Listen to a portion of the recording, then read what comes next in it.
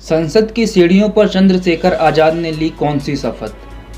आइए जानते हैं। लोकसभा चुनाव में नगीना लोकसभा सीट से जीत दर्ज करने वाले भीम आर्मी चीफ चंद्रशेखर आजाद ने बताया कि संसद की सीढ़ियां चढ़ते वक्त उन्होंने कौन सी शपथ ली थी।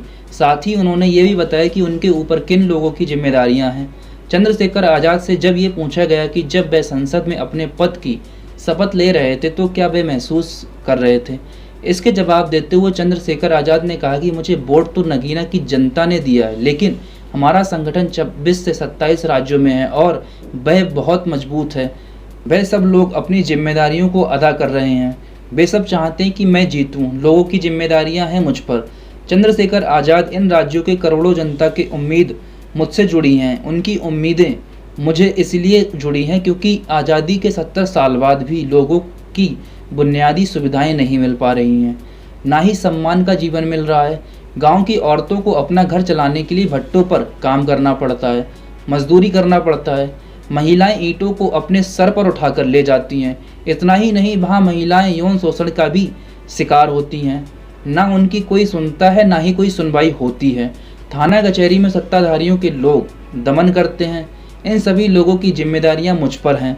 लोकसभा सदस्य निर्वाचित होने के बाद मैंने एक शपथ पार्लियामेंट में ली और एक शपथ मैंने पार्लियामेंट की सीढ़ियों पर बाहर आकर ली कि मैं महापुरुष के अधूरे सपने को पूरा करूंगा।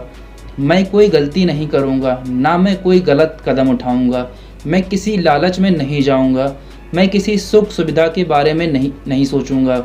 चंद्रशेखर ने कहा कि मैं ज़मीन पर लेटकर इस आंदोलन को आगे बढ़ाऊंगा और बदलाव लाने के लिए मजबूती से पार्लियामेंट में आवाज़ उठाऊंगा। मैं पूरी कोशिश करूंगा कि ये बात रुके ना। मेरी जान के बाद भी जो लोग पार्लियामेंट में आएँ और वह ये आवाज़ उठाएं। क्या है ये नगीना का मुद्दा? आइए जानते हैं। नगीना में बेरोजगारी की बात को लेकर चंद्रशेखर आज़ाद ने कहा कि इस क्षेत्र में रोजगार ही नहीं है। लोग कमाई करने के लिए दूसरे राज्य में जाते हैं। लोग परेशान हैं, खास करके महिलाएं। गांव में उनके पास रोजगार चलाने के लिए कोई साधन नहीं है। क्षेत्र में बाढ़ और पशुओं की बहुत बड़ी समस्या है। उन्होंने बताया कि गांव में कोई इंस्टीट्यूशन, कोई अच्छा कॉलेज नहीं है। चंद्रशेखर ने कहा कि भी सत्ता रही हो, उन्हें ये सब नहीं दिखाई देता। चंद्रशेखर आजाद देगा जवाब। बीजेपी के गढ़ से भीम आर्मी चीफ ने मोदी सरकार को दे दिया ये बड़ा चैलेंज। हाँ, चंद्रशेखर आजाद ने कुछ बड़े चैलेंज दिए और उन्होंने कहा कि मैं बीजेपी को जवाब दूंगा। लोकसभा चुनाव में जीत के बाद से भीम आर्मी चीफ चंद्रशेखर आजाद के तेवर और भी ज़्यादा कड़क हो गए, चाहे वह संसद भवन हो या फिर छत्तीसगढ़। भीम आर्मी चीफ चंद्रशेखर आजाद खुले मंच में सरकार को चुनौती दे रहे हैं।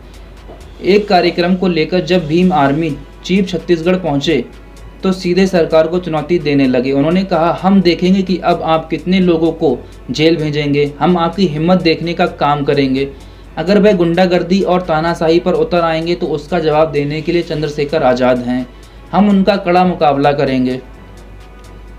और दूसरी तरफ छत्तीसगढ़ में सनातनी समाज आक्रोश में ये है कि इसकी वजह यह है कि मई के महीने में सतनामी समाज के तीर्थ स्थल अमरनाथ गुफा में पवित्र चिन्ह, जिसे जैत खाम कहते हैं, उसमें तोड़फोड़ की गई थी, जिसके बाद से इस समाज पर आरोप है कि उन्होंने सरकारी दफ्तर को फूंक दिया है।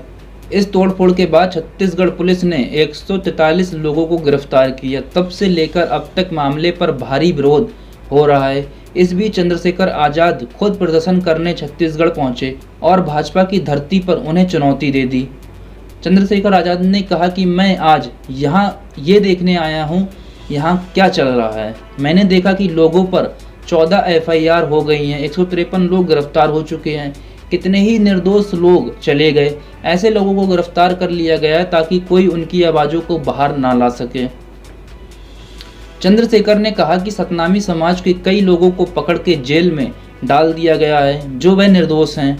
छत्तीसगढ़ सरकार को लगता है कि ये लोग गाय बैल बकरी हैं। इन पर लाठी बरसाओ, उनकी खाल खींच सकते हैं और इनको जेल भेज सकते हैं। कोई कुछ बोलेगा नहीं। नगीना से सांसद बने चंद्रशेखर आज़ाद के इस तेवर को उनके दलित पॉलिटिक्स से जोड़कर देखा जा रहा है और अब चंद्रशेखर आज़ाद यूपी के उपचुनाव में भी अपनी पार्टी के लोगों को उतारने जा रहे हैं। तो यूपी वालों, कौन कौन उनको सपोर्ट करेगा? चंद्रशेखर जी को जो सपोर्ट करने वाले हैं कमेंट करके बताइए। और ऐसे नेताओं को हमारे पार्लियामेंट में होना चाहिए जो सच्चाई पे आवाज़ उठाएं, चाहे वो कोई भी कम्युनिटी हो, चाहे वो कोई भी रिलीजन हो, चाहे वो कुछ भी हो। एक टॉपिक हमेशा ऐसा रहना चाहिए जो देश के हित में हो, देश की जनता के हित में हो। जय हिंद।